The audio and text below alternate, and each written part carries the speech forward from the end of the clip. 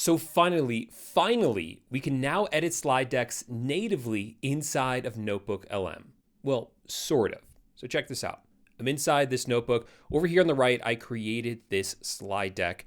And if you go ahead and open it up, of course, you can see the slides right here, but there's this brand new button right here that says Revise. If you go ahead and click on this, this will bring up this menu right here where you can see each slide and describe down here in the box exactly what changes you want to make. For instance, for this slide, I want to change the word almanac to guide. So I'll tell it, change the word almanac to guide.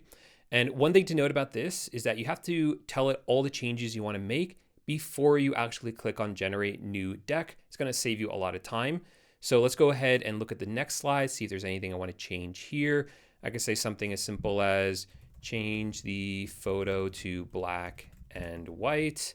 For the next slide, I may say something like, okay, this one looks fine the way it is. This one right here, let's change sunrise to sunset. And then maybe for this slide, since it has to do with winter hiking, I'll tell it to make sure to talk about layering as well. All right, so we made all of our changes. We can see down here that there are now 4 pending changes. I can click right here and see what all of them are. And in addition to that, over here on the right, any slide that you made a pending change on will be highlighted in blue. Once you reviewed it, you can click right here where it says generate new deck. So now what it's doing is it's generating a new slide deck based on the old one with the changes that you asked for. Now, this was a little bit surprising to me because I thought it would edit the existing slide deck, and certainly that would be a lot faster. And that's the way that it works with every other program like PowerPoint or Canva, for instance. But what I have noticed is that when you click regenerate and it creates a new slide deck like this, it goes a lot faster than the first time. You see, this one is already done. So it's really not that bad. It is much faster than the first generation. So this is now finished. Let's go ahead and take a look at it. All right, so these are the changes that we made, right? The Boulder Hiker's Guide instead of Almanac. That looks great in my opinion. This one right here is now a black and white photo, but otherwise exactly the same. On this slide, we added some information about layering clothing here, and it looks pretty good. It looks like it's sort of kind of jammed in there a little bit tight. I would have liked a little bit more breathing room for that, but it does work.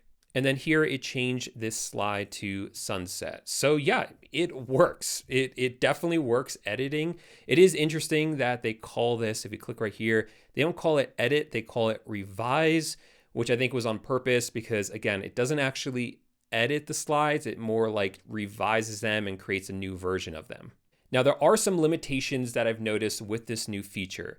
So here I've created a brand new slide deck all about how to juggle.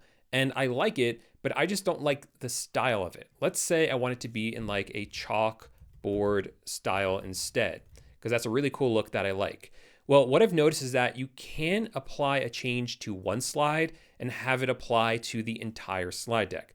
Watch what happens if I tell it to change this to chalkboard style on just one of the slides. Here we have the new slide deck.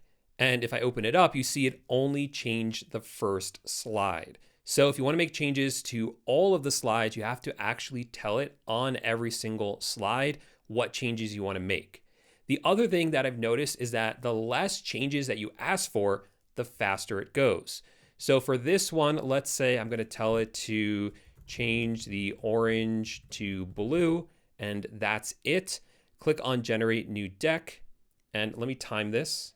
All right, so that took about 50 seconds, which is a lot faster than, of course, the first generation, which can take several minutes, or if you ask it to make a lot of changes. The other feature that Google added along with this update is the ability to export any presentation, any slide deck as a PowerPoint. So now when you open up any of the slide decks, you'll notice these 3 dots right here. You could, of course, download as a PDF, which was already there. And now they have the ability to download as a PowerPoint. Google has said that they are adding the ability to export to Google Slides soon, but that's not out as of the making of this video.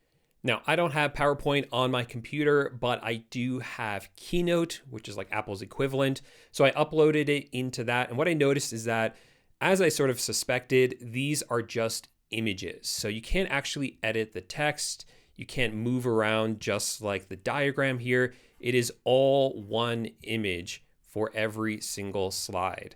I also uploaded it into Canva as well to see if it would be any different, but it is the same situation. All it generates is an image that really can't be edited, which is a little bit of a shame, but it does make sense because the way that NotebookLM works with these slide decks is it's using Nano Banana, its image generator, to actually generate the images of these slide decks. You can basically think of them as a bunch of infographics stacked together.